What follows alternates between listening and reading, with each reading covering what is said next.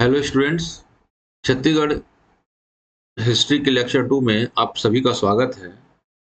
और छत्तीसगढ़ इतिहास के सिलसिला को हमने प्रारंभ किया है। और देखिए, छत्तीसगढ़ में जो है प्राचीन इतिहास को हम अभी पढ़ रहे हैं। प्राचीन इतिहास के अंतर्गत जो है पिछले क्लास में हमने पाषाण काल से लेकर जो है वैदिक कालीन तक देखा था। और वैदिक कालीन का जो समय है लगभग 600 ईसा पूर्व के आसपास समाप्त हो जाता है। तो भारत के इतिहास में लगभग जो है 600 ईसा पूर्व या BCE का जो समय होता है, बहुत इम्पोर्टेंट टाइम पीरियड है, ये महत्वपूर्ण है। ठीक है, 600 ईसा पूर्व के समय अगर हम देखते हैं तो यहाँ पर जो है दो प्रमुख घटनाएं हैं। पहला तो है कि पूरा ये भारतवर्ष जो है, जिसको आर्यावर्त कहा गया, वह 16 महाजनपद में डिवाइड थी। कितने महाजनपद में थे यह? 16 महाजनपद में डिवाइड था। और इन 16 महाजनपद के अंतर्गत जो है पूरा आर्यावर्त आता था। ये भारत के इतिहास में हम पढ़ते हैं। जैसे छत्तीसगढ़ जो है वह भी 16 महाजनपदों में एक महाजनपद जो है उसके अंतर्गत यह आता था।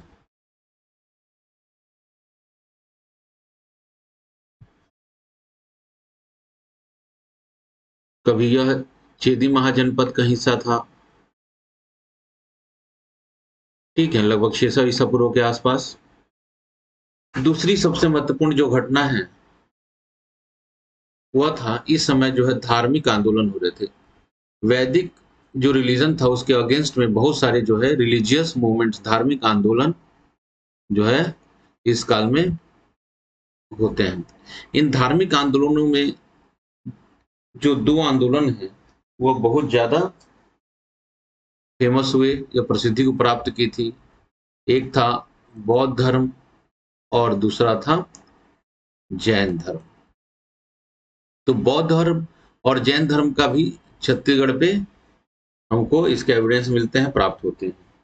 ठीक है, तो पहला हमने देखा कि 600 ईसा पूर्व के आसपास का समय जो है एक महत्वपूर्ण घटना थी। एक तो पूरा आर्यावर्त जो है 16 महाजनपदों में डिवाइड था। दूसरा रिलीजियस मूवमेंट की बात है। तो 16 महाजनपदों के समय में यही इस समय जो छत्तीसगढ़ जो है एक चेदी महाजनपद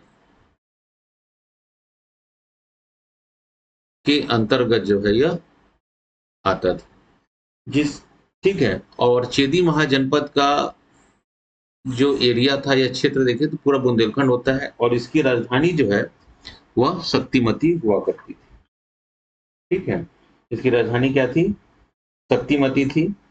और छत्तीसगढ़ का नाम भी संभवतः यह कहा जाता है कि चेदीसगढ़, और चेदीसगढ़ से ही बाद में छत्तीसगढ़ बना, एक मान्यता है। तो यहाँ पर इसको आप ध्यान देने की कोशिश करेंगे। ठीक है, दूसरा हम बात करते हैं धार्मिक आंदोलन। तो धार्मिक आंदोलन में मैंने आपको बताया कि छत्तीसगढ़ में दो धर्म जो है बहुत ज्यादा पॉपुलर हुए। एक था बौद्ध धर्म और दूसरा था जैन धर्म। ठीक है, तो बौद्ध धर्म से रिलेटेड जो है हमको क्या क्या साक्ष्य मिल रहे हैं छत्तीसगढ़ में बौद्धिज्म या बौद्ध धर्म से रिलेटेड, तो उसको हम देखते हैं। ठीक है, तो बौद्ध धर्म के संदर्भ में छत्तीसगढ़ में जो जानकारी के जो सोर्स होते हैं, ठीक है, तो सोर्स जो है देखिए, इतिहास जो है एविडेंस पर आधारित होता है। तो पुरातात्विक स्रोत जो है या आर्कियोलॉजिकल एविडेंस जो है हमको एक्सकेवेशन से मिलते हैं। तो सिरपुर जो है इस समय बौद्ध धर्म का एक महत्वपूर्ण केंद्र बना हुआ था। और सिरपुर के से हमको जो उत्खनन या एक्सकेवेशन हुआ है वहां से बहुत सारी हमको जानकारियां जो है हमको यहाँ से मिल रही है। दूसरा है जो है साहित्यिक या लिटरेचर सोर्स। तो साहित्यिक सोर्स की हम बात करते हैं तो एक रचना है जिसका नाम बौद्ध लिटरेचर है, जिसका नाम है अवदान शतक। क्या नाम है? अवदान शतक। तो अवदान शतक में यह बताया गया है कि बौद्ध गौतम बुद्ध जब बौद्ध धर्म का प्रचार करने के लिए, जब उनके ज्ञान की प्राप्ति हो गई, तो बौद्ध धर्म का प्रचार प्रसार करने के लिए लगभग सभी महाजनपदों में वो भ्रमण करते थे। तो अवधान शतक में यह बात की गई है कि वह भ्रमण करते हुए दक्षिण कौशल पहुंचे। कहाँ पहुंचे? दक्षिण कौशल पहुंचे, और यहाँ की राजधानी जो उस समय दक्षिण कौशल सिरपुर थी, वहां उन्होंने लगभग जो है कुछ महीने जो है व्यतीत किए। ठीक है, तो ऐसी जानकारी जो आपको मिलती है गौतम बुद्ध के संदर्भ में अवधान शतक से। ठीक है, लिटरेचर सोर्स का जो दूसरा महत्वपूर्ण सोर्स है वह है सी यू की। सी यू की जो है एक चाइना का एक पिलग्रिम था जिसका नाम था वेन सांग। क्या नाम था? वेन सांग नाम था जिसका। ठीक है, वेन सांग जिसका नाम था, वह जो है एक स्कॉलर था, बौद्धिस्ट स्कॉलर था जो भारत आया, और उसने भी अपनी एक लिटरेचर लिखा जिसका नाम था सी यू की। और सी यू की में जो दक्षिण कौशल जो छत्तीसगढ़ है, उसका जो है जिक्र किया है कियासलो के नाम से। किस नाम से जिक्र किया है? वह कियासलो के नाम से इसका जिक्र किया है।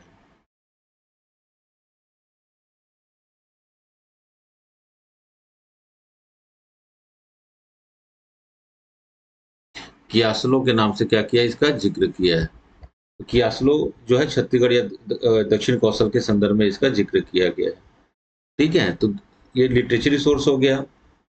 उस ठीक, उसके बाद से जो है बहुत सारे जो सिक्के इस क्षेत्र से मिल रहे हैं हमको, जिसका संबंध जो है बौद्ध धर्म से संबंधित है। सिक्के हमको कहाँ से मिल रहे हैं? तारापुर, जो रायपुर के आसपास का गांव है, ठठारी और इत्यादि से हमको जो है हमको बौद्धकालीन जो है सिक्के हमको प्राप्त हो रहे हैं, लगभग 6th सेंचुरी के, लगभग 6th सेंचुरी बीसी के आसपास का, 6वीं शताब्दी ईसा पूर्व के आसपास का। ठीक है,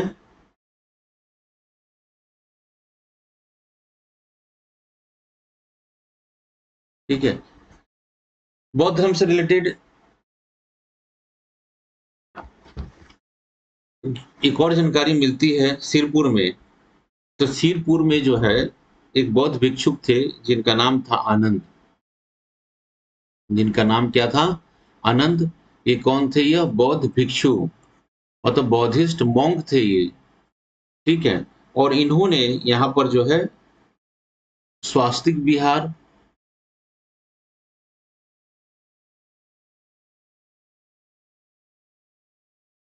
और आनंद कुटी विहार का निर्माण करवाया था।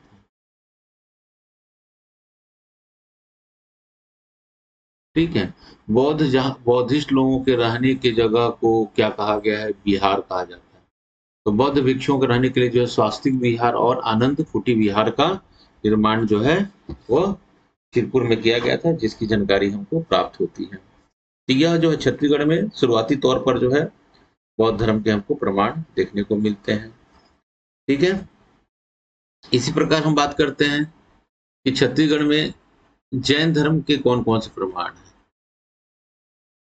तो जैन धर्म के संदर्भ में भी हमको जानकारियां जो मिलती हैं, लगभग जो आपको मालूम है कि लगभग 6वीं सदी ईसा पूर्व के आसपास जैन धर्म जो है बहुत ज्यादा पॉपुलर हो गया था।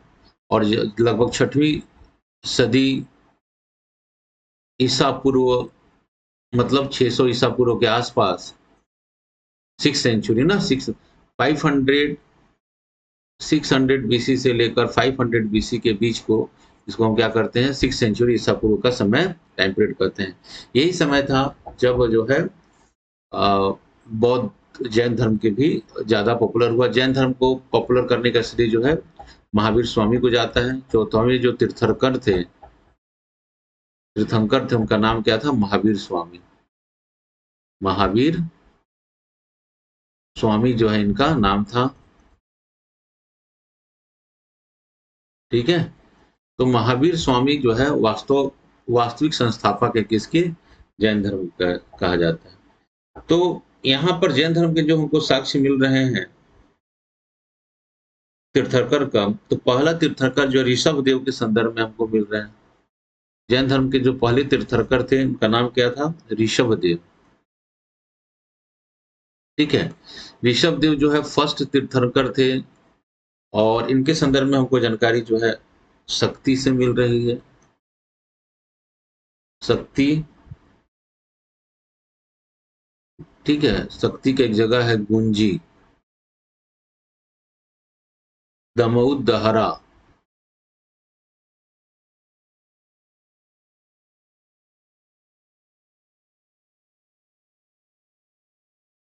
ठीक है। इसी प्रकार ऋषभ देव के संदर्भ में ही दूसरी साक्ष्य जो हमको मल्हार से मिलता है। मल्हार कहाँ है? बिलासपुर के पास है ये, ठीक है। तो अलग-अलग तीर्थंकरों को हमको एविडेंस जो है इस समय मिलते हैं। महावीर स्वामी के समय जो महावीर स्वामी जो है 24वें तीर्थंकर थे, उनके संदर्भ में हमको प्रमाण जो है रायपुर के आरंग से प्राप्त होता है। कहाँ से प्राप्त हो रहा है? रायपुर के आरंग से प्राप्त हो रहा है। इसी प्रकार 5वें और 16वें तीर्थंकर के बारे में भी जानकारी हमको यहाँ से प्राप्त होती है। ठीक है, तो जैन धर्म के संदर्भ में भी जानकारियां जो हमको छत्तीसगढ़ से प्राप्त हो रही है।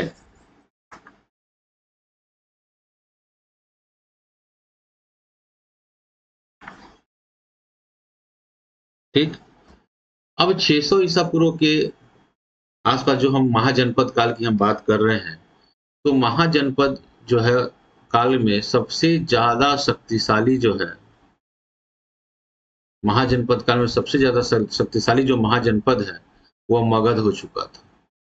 ठीक है, मगध महाजनपद जो है बहुत ज्यादा शक्तिशाली हो गया था और मगध महाजनपद के अंतर्गत जो है 3 अलग-अलग समय में राजवंशों ने शासन किया। एक था हर्यक वंश, जिसका प्रमुख राजा था बिंबिसार, अजातशत्रु, उदयन, ठीक है। उसके बाद से जो आता है शिशुनाग वंश आता है, ठीक है। फिर जो एक वंश आता है उसका नाम है महापद्म नंद वंश, मतलब नंद वंश किस आता है, ठीक है। तो ये मगध जो है सबसे ज्यादा शक्तिशाली जो है बिंबिसार के समय हुआ था और इसके बाद से धीरे-धीरे जो है मगध जो है वह सर्वशक्तिशाली हो गया। सर्वशक्तिशाली हुआ था महापद्म नंद के समय, ठीक है। महापद्म नंद का ही बेटा था जिसका नाम था धनानंद, ठीक है। और धनानंद की हत्या जो है चंद्रगुप्त मौर्य के द्वारा कर दी गई चाणक्य की सहायता से। और उसके बाद मगध में एक नए राजवंश की स्थापना हुई जिसका नाम क्या था? मौर्य वंश। तो छत्तीसगढ़ में मगध काल के क्या-क्या हमको एविडेंस मिल रहे हैं वह इस कार्यक्रम में हम देखेंगे। ठीक है, इस प्रकार जो है इतिहास अपना यहाँ से सीक्वेंस से चालू हो जाता है। मगध वंश के बाद मौर्य वंश आ जाता है, ठीक है। मौर्य वंश आ जाता है। तो ऐसे करके क्रम से इसको पढ़ना है। मौर्यन डायनेस्टी या बाद में वो एम्पायर का रूप ले लेता है, ठीक है।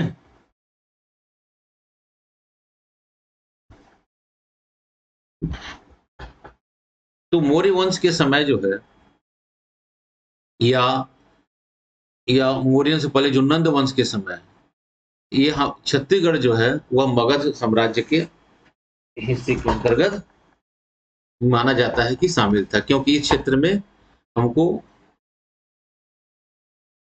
अर्ली मौर्यन एम्पायर से पहले के और उसके समय के हमको बहुत सारे सिक्के इत्यादि जो है हमको इस क्षेत्र से प्राप्त हो रहे हैं। तो कौन सी चीज कहाँ से प्राप्त हो रही है उसको हम देखने की कोशिश करते हैं, ठीक है। देखिए, मौर्य काल के सिक्के जो है, जैसे हम बोलते हैं मौर्य काल के जो सिक्के थे पंचमार्क जो सिक्के हैं, ठीक है, वो हमको कहाँ से प्राप्त हो रहे हैं ना। तो मौर्य काल के जो सिक्के हैं, कॉइन्स जो हैं, वो हमको प्राप्त हो रहे हैं अकलतरा, ठीक है, ठठारी और बारगांव। बारगांव जो है रायगढ़ में है, अकलतरा और ठठारी जो है वो जांजगीर चांपा के अंतर्गत आता है।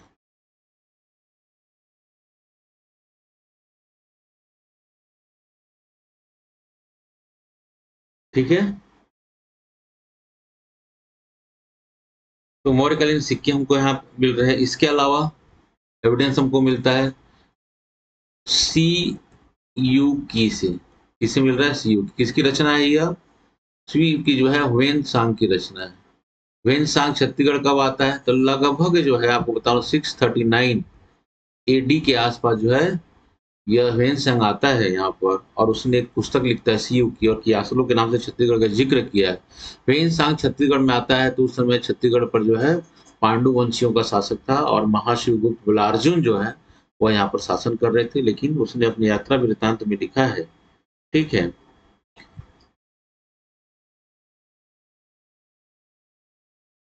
कि छत्तीसगढ़ जो है वह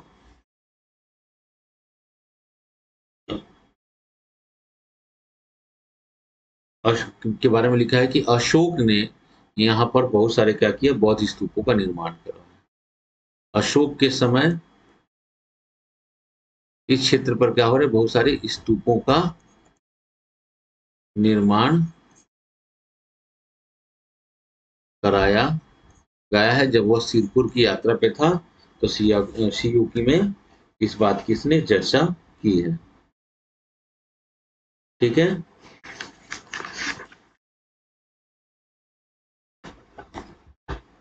इसके अलावा इसके अलावा जो है मौर्य काल के और कौन कौन से साक्ष्य मिल रहे हैं, तो देखिएगा, रायगढ़ के पहाड़, मतलब सॉरी रायगढ़ बोल रहा, जोगी मारा गुफा, केव ऑफ जोगी मारा ना, जोगी मारा गुफा, केव ऑफ जोगी मारा कहाँ पर है ये रामगढ़ हिल्स में। कहाँ है यह? रामगढ़ की पहाड़ी, रामगढ़ की पहाड़ी में जोगी मारा गुफा है। और यहाँ पर जो है एक देव एक नर्तकी सुतनुका और उसके प्रेमी देवदत्त के बारे में लिखा गया है। क्या लिखा गया है? सुतनुका एक नर्तकी थी, प्रेमिका थी यह, और यह क्या था, उसका प्रेमी था जिसका नाम था देवदत्त, के बारे में लिखा गया है। ठीक है, प्रेम गाथा है। और यह जो है जो प्रेम गाथा है, ठीक है, और उसकी जो लिपि है वह ब्रह्मी है और भाषा पाली है। लिपि क्या है? ब्रह्मी है, और इसकी लैंग्वेज क्या है? पाली।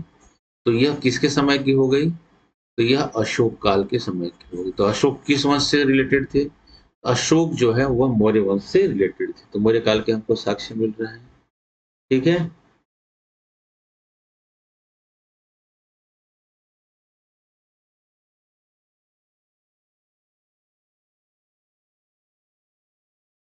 नेक्स्ट जो हमको एविडेंस मिल रहे हैं उसको देखते हैं।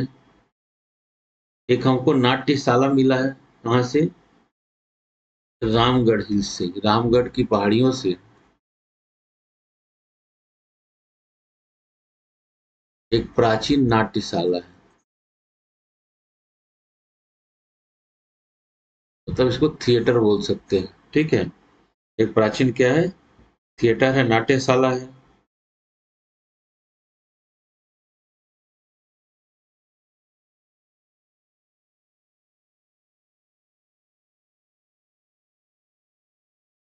ठीक है,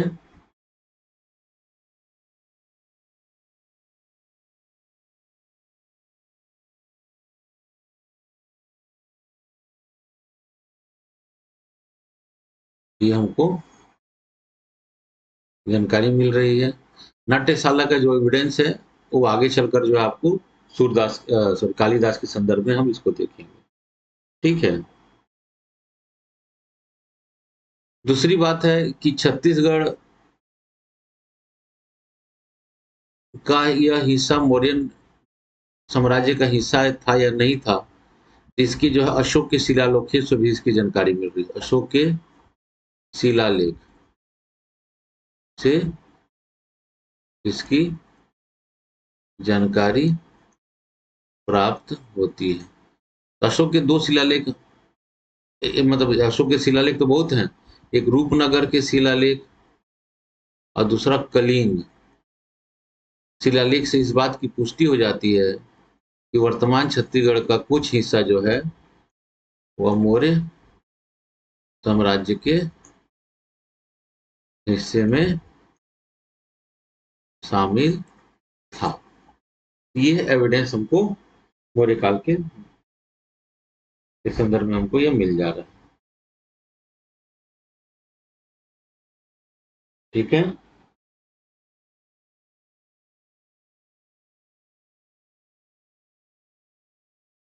इसके भी अलावा जो है बहुत सारे जो हमको पॉइंट्स मिले ही हैं। ठीक है? तो हमको जो है एविडेंस को देखना है कि कौन-कौन से छत्तीसगढ़ मौर्य काल का हिस्सा था या नहीं था। देखिए मौर्य काल के बाद से जो है भारत के इतिहास में मौर्य साम्राज्य का पतन होता है। मौर्य साम्राज्य के पतन के बाद जो है ब्राह्मण डायनेस्टी आती है, ब्राह्मण वंश का शासन चलता है। ठीक है? तो ब्राह्मण वंश जो है लगभग जो है सेकेंड सेंचुरी बीसी से लेकर 300 एडी तक जो है लगभग शासन किया, या थर्ड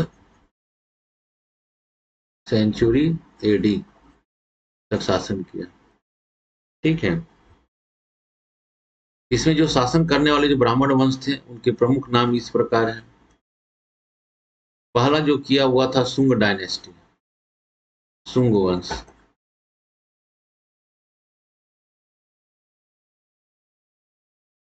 ठीक है? शुंग डायनेस्टी के बाद से जो आते हैं कण्वा आते हैं, कण्वा डायनेस्टी, कण्वा डायनेस्टी। तीसरा जो आते हैं सातवाहना।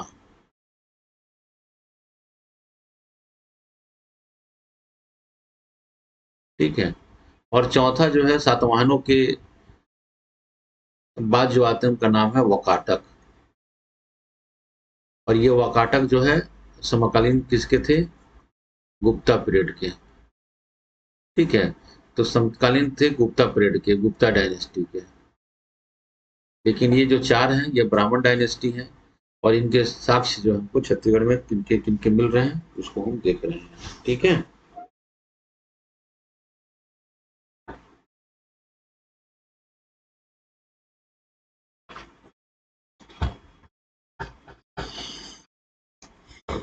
ये क्रमशः इसी में है, इसी क्रोनोलॉजिकल ऑर्डर में यह डायनेस्टी जो है रूल किया, जिसको हम ब्राह्मण डायनेस्टी के अंतर्गत बात करते हैं। 4 प्रमुख डायनेस्टी ब्राह्मणों में शुंगा, कण्वा, सातवाहन एंड वाकाटका। तो किनके हमको एविडेंस यहाँ दिख रहे हैं तो उसको हम देखते हैं। ठीक है?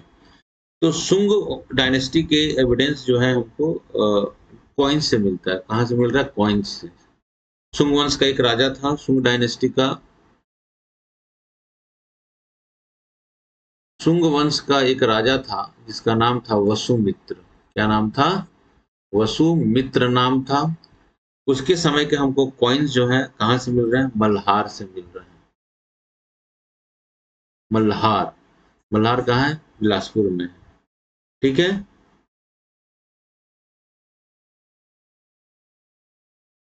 ठीक है? इसी प्रकार मल्हार से ही, इसी प्रकार जो है मल्हार से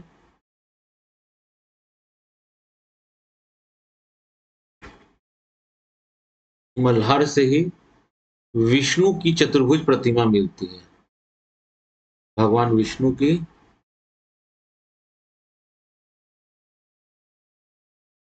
4 भुजाओं वाली एक प्रतिमा मिल रही है। ठीक है? और इस पर जो स्क्रिप्ट है, उससे पता चल रहा है कि यह सुंग टाइम पीरियड का है। किस टाइम पीरियड का है? सुंग टाइम पीरियड का है। ठीक है, लगभग सेकंड सेंचुरी बीसी। जैसे ही उनका मौर्यों का पतन होता है तो और पुष्यमित्र शुंग नाम का एक शासक था, ब्राह्मण था, जिसने शुंग डायनेस्टी की स्थापना की थी। और शुंगा स्क्रिप्ट से इस बात की हमको पता चल रहा है कि मौर्यों के बाद से जो छत्तीसगढ़ में शुंगों ने शासन किया। ठीक है। शुंग डायनेस्टी के बाद से ऐसे तो कण्व आते हैं, कण्वा के बाद सातवाहन आते हैं, बट हमको सातवाहनों का एविडेंस हमको छत्तीसगढ़ के संदर्भ में मिल रहा है। तो शुंग डायनेस्टी के बाद से जिस डायनेस्टी की हमको जानकारी मिल रही है उसका नाम है सातवाहन।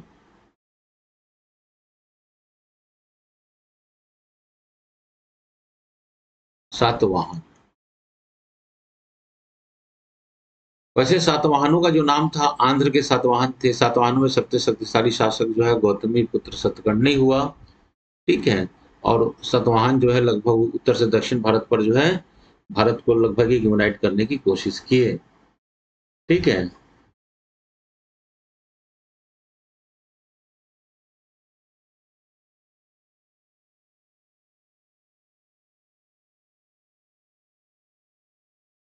ठीक है। तो सातवाहन एक राजा था जिसका नाम था सातवाहन एक राजा था जिसका नाम था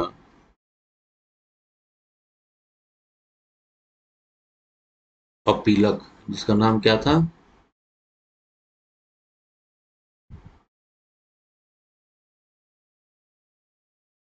जिसका नाम था अपीलक। इसके समय के सिक्के जो है, कॉइन्स जो है, हमको मिल रहे हैं कहां से? बालपुर से। महानदी के किनारे का गांव है ये बालपुर। जिला जो है शक्ति में आता है ये। ठीक है।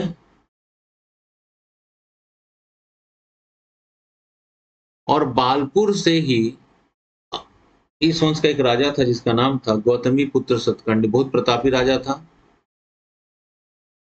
गौतमी पुत्र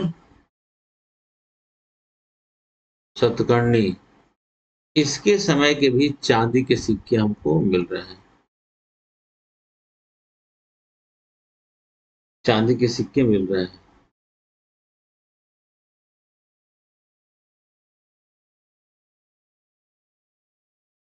ठीक है। इसके अलावा गौतमीपुत्र सतकर्णी के समय जो है शीशे के 4 सिक्के भी मिले हैं।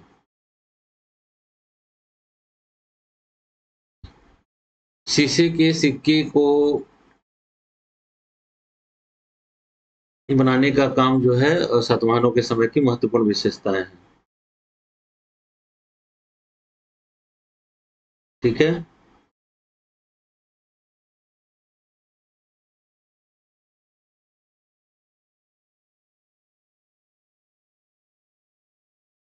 इसके अलावा देखिएगा सातवाहनों के समय के जो एविडेंस मिल रहे हैं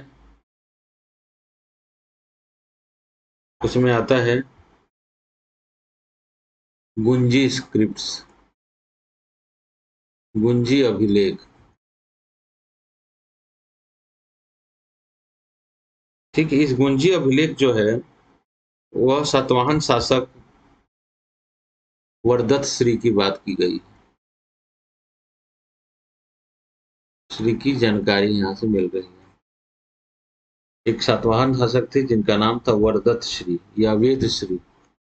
उनके समय की बात हो रही है यहाँ पर। इसी प्रकार किरारी से एक हमको लकड़ी के स्तंभ मिला है। कहाँ से मिल रहा है? लकड़ी के स्तंभ हमको किरारी से प्राप्त हो रहा है। किरारी जांजगीर चांपा में है यह। ठीक है। यह सातवाहन काल के जो है क्या है, यह वुड पिलर्स हैं।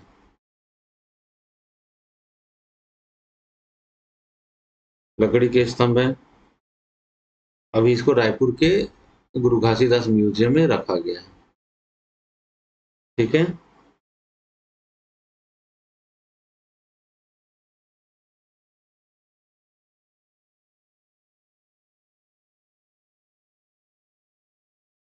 इसी प्रकार सिरपुर में एक 5 मंजिला भवन या मेडिटेशन हॉल का निर्माण किया गया था। एक सातवाहन शासक थे, उनका नाम नहीं लिया गया है, लेकिन वह नागार्जुन जो एक बौद्ध भिक्षु था, उसके लिए उन्होंने निर्माण करवाया था। ठीक है, एक बौद्ध भिक्षु थे, उनके लिए क्या किए थे उन्होंने, मेडिटेशन हॉल या का निर्माण करवाया था 5 मंजिला शिरपुर में। इसके हमको एविडेंस मिलते हैं। ठीक है, इन सब चीजों से स्पष्ट हो जाता है कि छत्तीसगढ़ में सातवाहनों की शासन थी। ठीक है।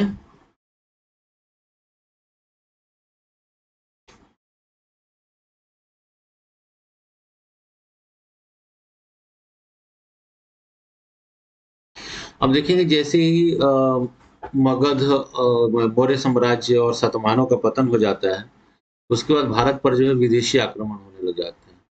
वैसे भारत पे तो बहुत पहले से विदेशी आक्रमण हो रहे थे, लेकिन जो एंशिएंट टाइम पे जो भारत पर विदेशी आक्रमण होते हैं, उनके एक सही सीक्वेंस देखेंगे तो पहला यूनान ग्रीक्स थे। यूनानी को क्या बोलते हैं? ग्रीक्स कहते हैं। जैसे सेल्यूकस है, सिकंदर था, सेल्यूकस था, तो आक्रमण स्टार्ट होता हो। तो ये एंशिएंट टाइम में जो विदेशी आक्रमण, उसमें यूनानी आते हैं, शका आता है, शका है, तीसरा जो है कुषाण है। ये सब मिडिल एशिया के थे। ये तो यूरोप से था, या यूनान मतलब ये यूरोपियन थे ये। और ये शक है, कुषाण है, सब ये मिडिल एशिया के लोग हैं। शक, कुषाण,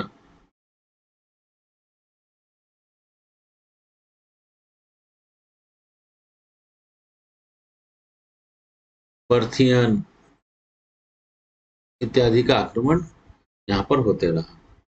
तो छत्तीसगढ़ में जो है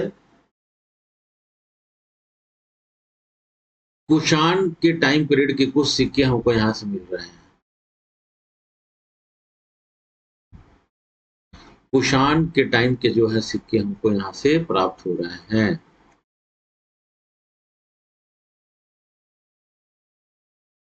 ठीक है।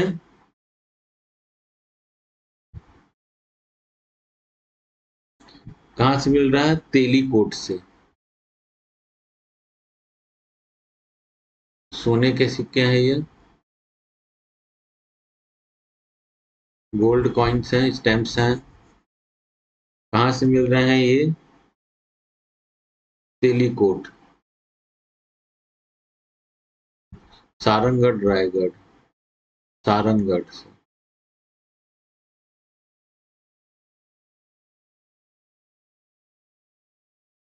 सारंगढ़ से। ठीक है। कुषाण कालीन जो है कॉपर के कॉइन्स हमको मिल रहे हैं। कहाँ से? झाझापुरी और पेंडरवा से।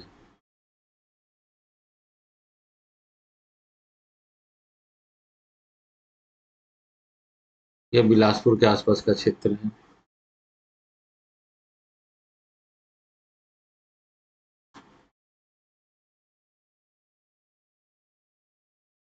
ठीक है, ये कुषाण काल की जानकारी हमको यहाँ से प्राप्त हो रही है।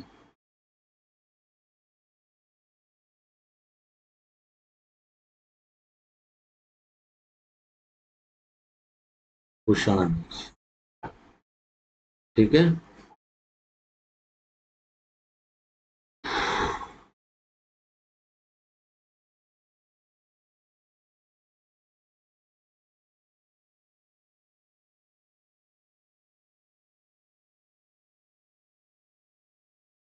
ठीक, इसके बाद एक और डायनेस्टी की हमको बात चला जाती है, इसका नाम है मेघ वंश। बहुत छोटा समय काल है इसका। तो मेघ वंश जो है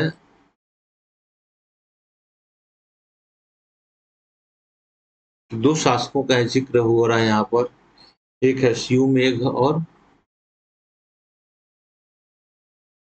और एक है यमेघ, यमेध। ठीक है, यह गुप्त काल के पहले के शासक है। छत्तीसगढ़ में गुप्त काल से पहले के शासक जो है मेघवंशीय शासक थे। लगभग 200 एडी के आसपास उनके समय के हमको सिक्के मिल रहे हैं। ठीक है,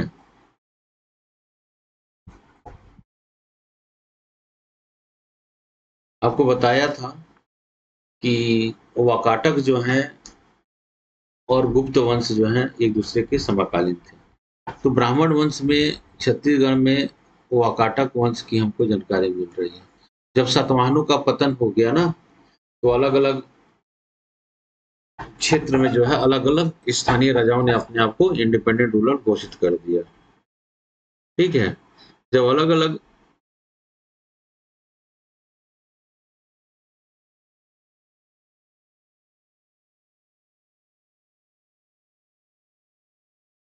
वाकाटक कौन है, ब्राह्मण थे। और सातवाहनों का जब पतन हो जाता है विदर्भा क्षेत्र में, तो वाकाटक के नाम से जो है इन्हीं के परिवार के ऑफशूट्स जो हैं शासन करते हैं। ये भी क्या थे, ब्राह्मण थे। और चूंकि यह विदर्भ क्षेत्र में थे, ठीक है, तो विदर्भ क्षेत्र के कारण जो है छत्तीसगढ़ पर भी इनका प्रभाव क्षेत्र रहा। वाकाटकों के बारे में जानकारी का सोर्स जो है एक प्रभावती गुप्ता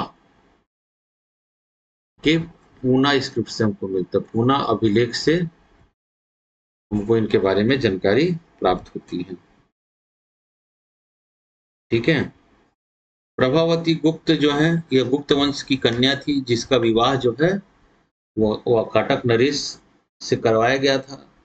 और बाद में जो अपने पति के मृत्यु के बाद जो है यह शासिका भी रही। तो प्राचीन भारत में एक महिला जो शासिका रही, उसमें नाम प्रभावती देवी या गुप्ता का भी नाम आता है। ठीक है, ये चीजों को याद रखिएगा। प्रभावती गुप्त, इनके बारे में जानकारी हमको कहाँ मिल रही है, इनके समय की जानकारी जो है हमको पूना अभिलेख से मिलती है। ठीक है, यह चंद्रगुप्त द्वितीय की बेटी थी। मतलब चंद्रगुप्त द्वितीय गुप्त वंश के शासक थे, बहुत प्रतापी राजा थे। और इनका चंद्रगुप्त द्वितीय ने अपनी पुत्री का विवाह जो है वाकाटक नरेश रुद्रसेन के साथ कर दिया था। ठीक है, रुद्रसेन के साथ विवाह हो गया। रुद्रसेन के मरने के बाद जो है प्रभावती गुप्ता अपने पुत्र के नाम से क्या करने लगी, शासन करने लगी। तो भारत के प्राचीन इतिहास में प्रभावती गुप्ता का वही नाम आता है एक महिला शासिका के रूप में। हमारे मन में केवल एक ही रहता है, रजिया सुल्तान। ठीक है, रजिया सुल्तान जो है वो मिडिएवल पीरियड की है और प्रभावती गुप्ता जो है वह एंशियंट टाइम की पीरियड की है। और वाकाटकों का क्षेत्र जो है वह छत्तीसगढ़ के संदर्भ में था। ठीक है, बाद में गुप्तों से क्या हो गया, इनका वैवाहिक संबंध बन गया। तो गुप्तों के संरक्षण में यह लंबे समय तक शासन किए। ठीक है, तो थोड़ा सा वाकाटक के बारे में हम देख रहे हैं।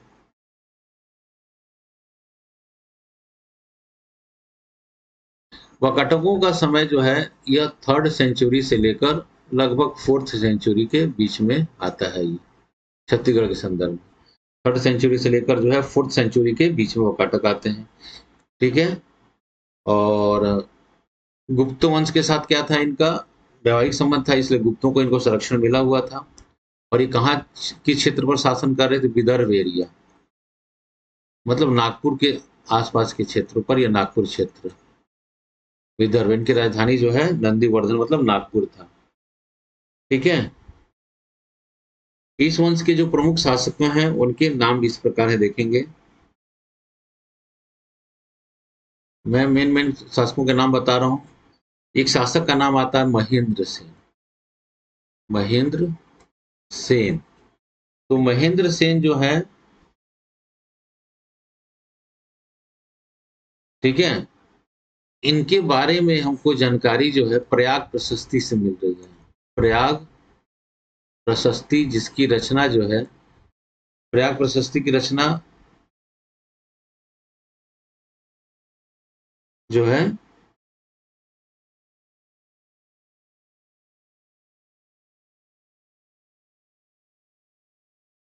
हरिशेन के द्वारा किया गया, जो समुद्रगुप्त का, गुप्त एक शासक था जिसका नाम था समुद्रगुप्त, उसका दरबार का कवि था ये। यह क्या था? दरबारी कवि था ये। ठीक है, इसके दरबारी कवि था। महेंद्र से प्रयाग प्रशस्ति की रचना इसने किया है।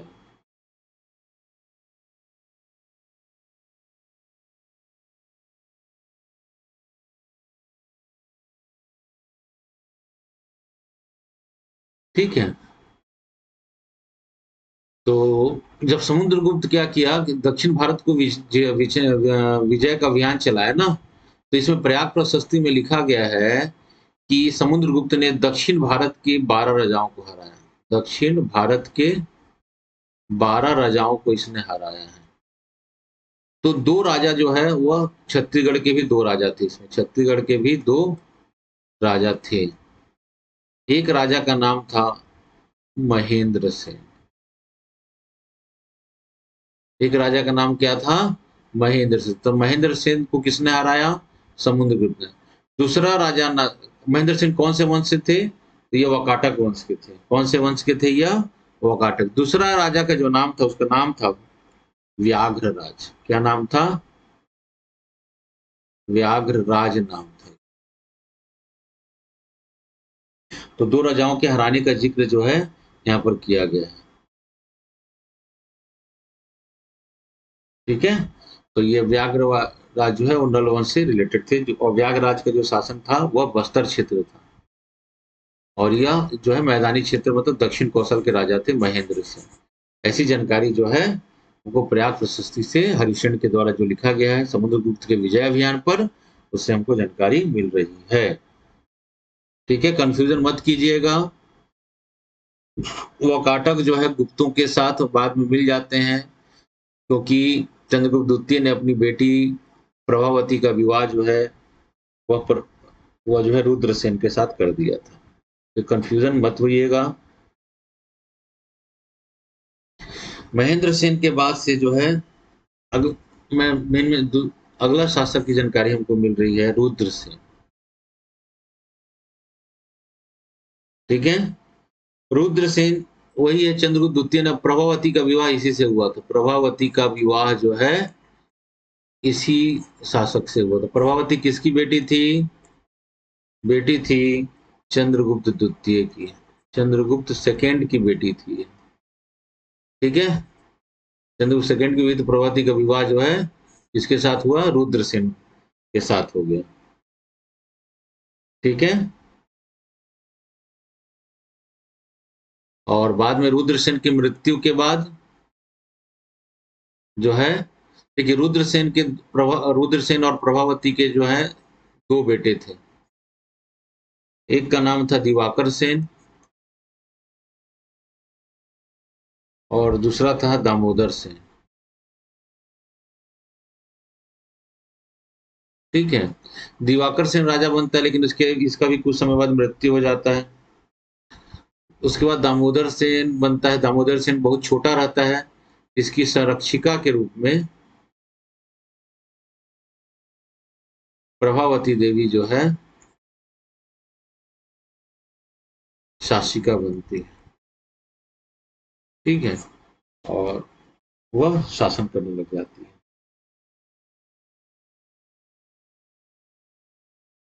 ठीक है, इस वंश का जो नेक्स्ट महत्वपूर्ण शासक है उसका नाम है प्रवर सिंह सेकेंड।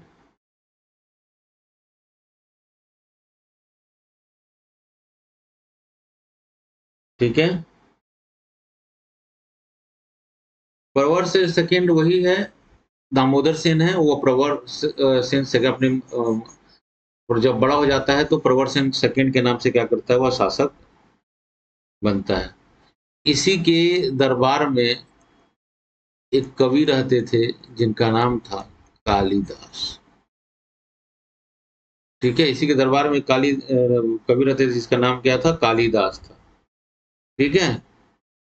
और कालिदास जी ने छत्तीसगढ़ में रहते हुए एक रचना की जिसका नाम है मेघदूतम। मेघदूतम मेन पार्ट से में रहते हुए इनकी रचना की है ना, कालिदास की रचना है।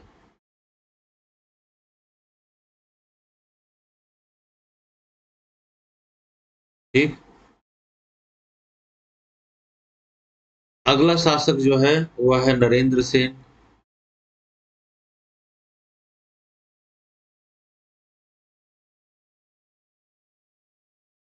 ठीक है, इनके बारे में हमको जानकारी जो है रिद्धिपुर अभिलेख से मिलती है।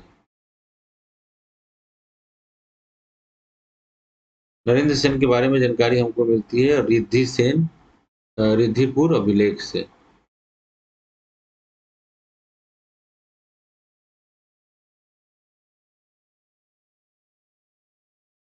ठीक है?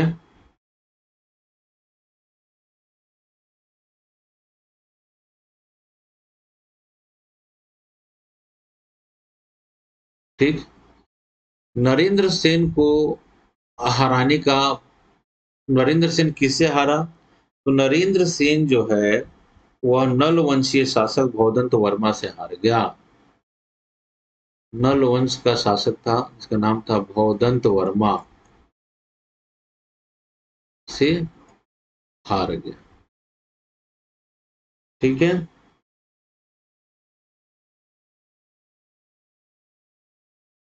इसके बाद अगला शासक की जानकारी मिलती है पृथ्वी से।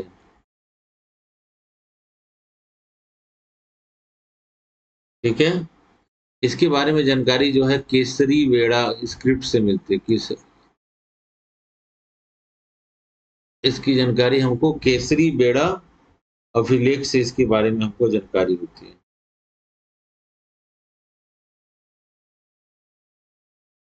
ठीक है?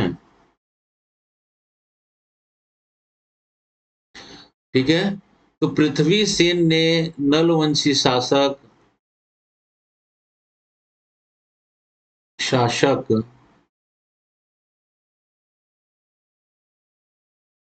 अर्धपति को हराया और अप और हार का बदला लिया।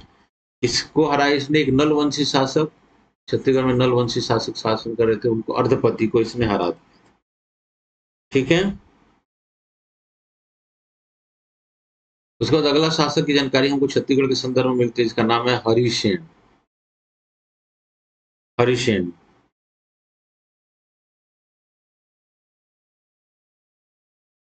ठीक है?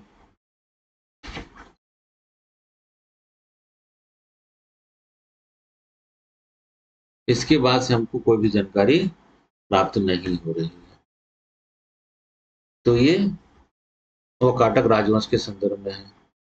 तो वाकाटक वंश के प्रमुख राजा है महेंद्र सेन, रुद्र सेन, प्रवर सेन, पृथ्वी सेन, हरि सेन। तो क्वेश्चन कैसे आते हैं इसके संदर्भ में? किसके दरबार में कवि कालिदास रहा करते थे? तो प्रवर सेन सेकेंड में मेघदूतम की रचना का मेन पार्ट में हुआ। ठीक है? नलवंशीय शासक भौदंत वर्मा ने किसको हराया? नरेंद्र सेन को हराया। अर्धपति को किसने हराया? पृथ्वी सेन ने हराया। ठीक है? प्रभावती का विवाह किससे हुआ? रुद्रसेन से हुआ।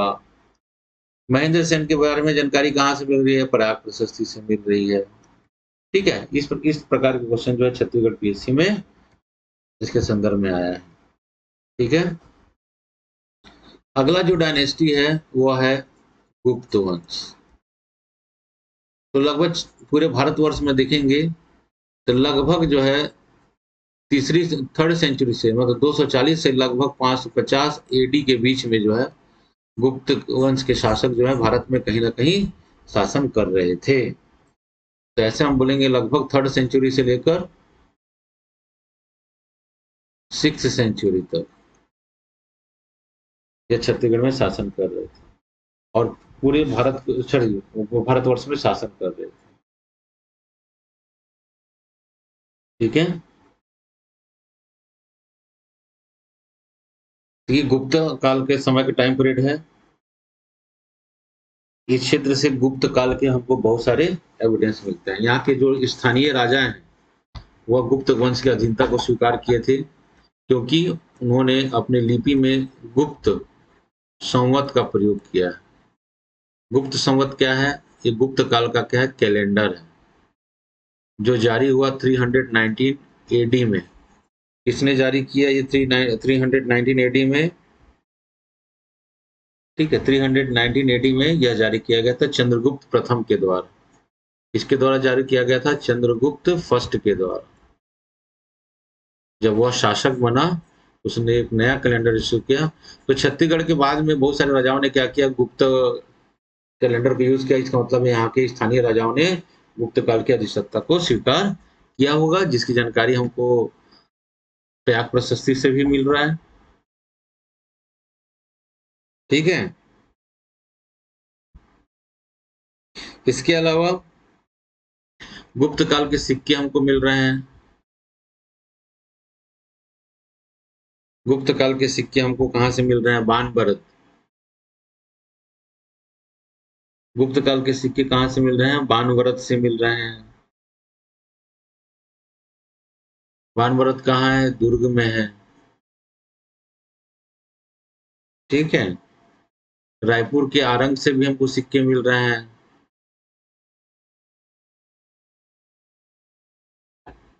आरंग से भी मिले हैं।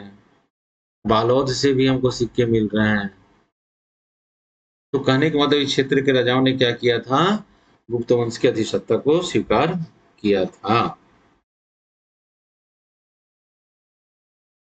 ठीक, क्वेश्चन अभी तक कैसे आ रहे हैं देखेंगे। गुप्त वंश का सबसे जो प्रतापी शासक था, उसका नाम था समुद्रगुप्त। यह चंद्रगुप्त प्रथम का क्या था? बेटा था। क्या था यह? चंद्रगुप्त प्रथम का बेटा था समुद्रगुप्त। तो समुद्रगुप्त जो है दक्षिण भारत विजय का अभियान चलाया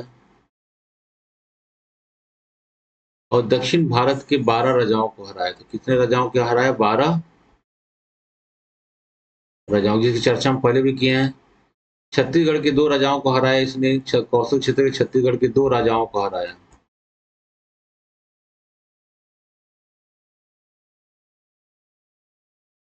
पहला राजा का नाम था महेंद्र सेन। अभी हमने पिछले जस्ट अभी जिक्र महेंद्र सेन।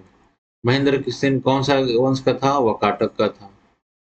दूसरा व्याघ्रराज, यह कहाँ का राजा था? महाकांतार प्रदेश, मतलब बस्तर क्षेत्र का शासक था ये। और ये संभवतः कौन सा था? यह नलवंशी था। तो 2 राजाओं को हराने की जानकारी हमको प्रयाग प्रशस्ति से मिल रही है। इससे रिलेटेड क्वेश्चंस आपके एग्जाम में आए हुए हैं। ठीक है, एग्जाम में क्वेश्चंस आए हुए हैं। ठीक,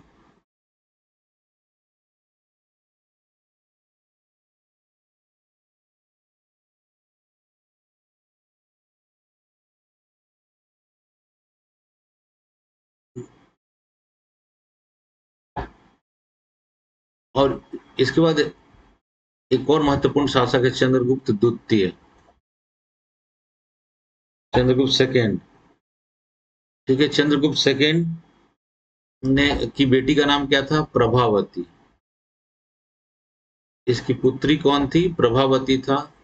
प्रभावती का विवाह जो है इसने किससे किया? प्रवरसेन से किया। सॉरी, रुद्रसेन से किया। किससे विवाह किया इसने? रुद्रसेन से। और रुद्रसेन कौन से वंश से था?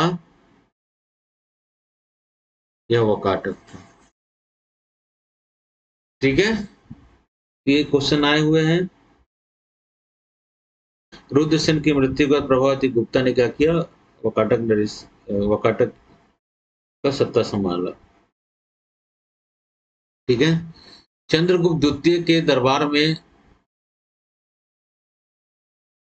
9 अति विशिष्ट व्यक्ति थे, जिनका नाम था नवरत्न कहा गया, जिसमें कालिदास का भी नाम आता है। कालिदास का भी नाम आता है जिसमें। ठीक है, उसके बाद अगला महत्वपूर्ण शासक होता है कुमारगुप्त। अगला शासक कौन हुआ? कुमारगुप्त होता है। कुमारगुप्त के समय के मयूर सिक्का, जिस पर मयूर का चित्र था, उस आरंग से हमको प्राप्त होता है। गुप्तकालीन राजाओं ने वो सिक्के जारी किए जिस पर लक्ष्मी, मयूर, गरुड़, शंख इत्यादि के चित्र बने होते थे। तो मयूर काल के जो सिक्के हैं, वो कुमारगुप्त के समय के हैं, जिस पर मयूर के चिन्ह बने होते थे।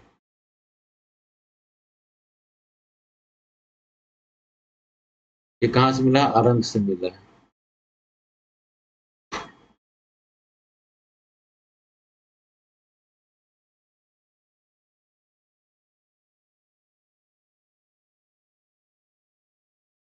ठीक है?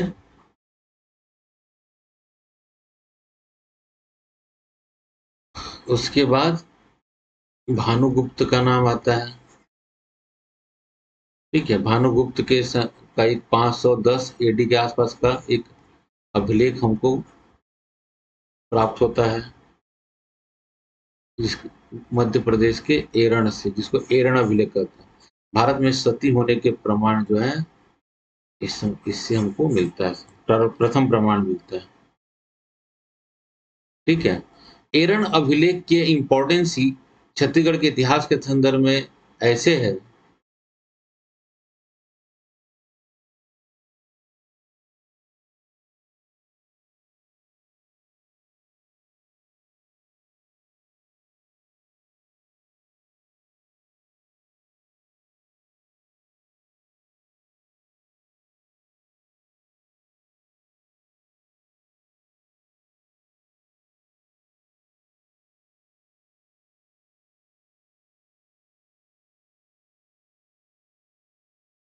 एरण अभिलेख का, जिस भानुमंत का जो है एरण अभिलेख है, भानुगुप्त का लगभग 510 एडी में एरण से एक अभिलेख मिलता है, जिसमें हमको भारत में सबसे पहले सती प्रथा की जानकारी मिली। छत्तीसगढ़ के संदर्भ में इंपॉर्टेंट पॉइंट यह है कि इस एरण अभिलेख में छत्तीसगढ़ क्षेत्र से एक राजा राज करता था,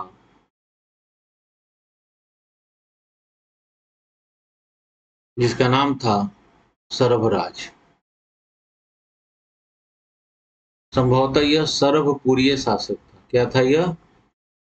सर्वपुरीय शासक था, और इसने गुप्तों की अधिसत्ता को स्वीकार किया। गुप्त वंश की अधिसत्ता को स्वीकार किया हुआ था।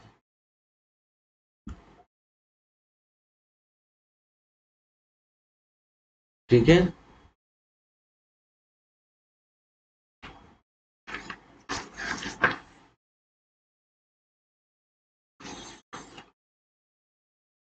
अब देखते हैं गुप्त काल।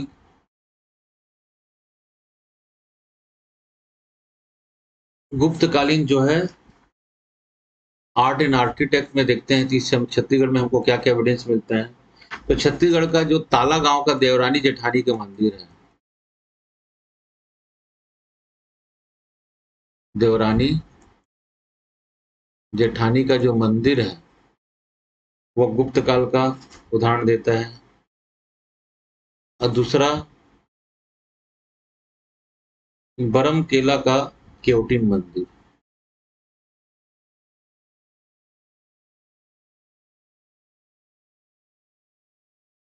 केला। तीसरा अगर बोले गुप्त काल के, तो मतलब पोस्ट गुप्ता पीरियड का,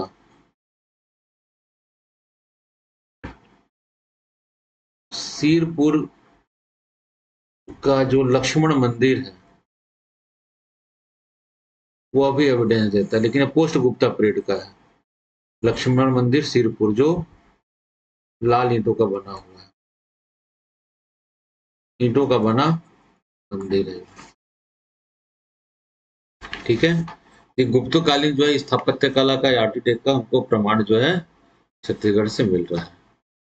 ठीक है, इसके बाद से छत्तीसगढ़ में हम पढ़ेंगे छत्तीसगढ़ के लोकल डायनेस्टी। क्या पढ़ेंगे? लोकल डायनेस्टी या स्थानीय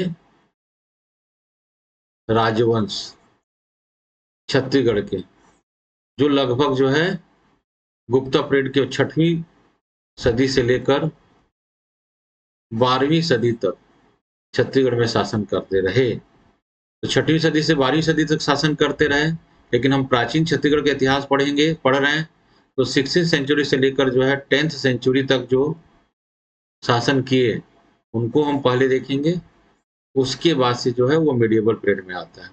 तो नेक्स्ट क्लास में ही छत्तीसगढ़ के स्थानीय राजवंश एंशिएंट टाइम में कौन-कौन से थे, उनको हम देखेंगे, जैसे राज ऋषिकुल्य वंश, सरभपुरिय वंश, नल वंश, ठीक है, वाण वंश, पांडु वंश, सोम वंश इत्यादि, इनके बारे में हम पढ़ेंगे। आज के लिए इतना ही, धन्यवाद।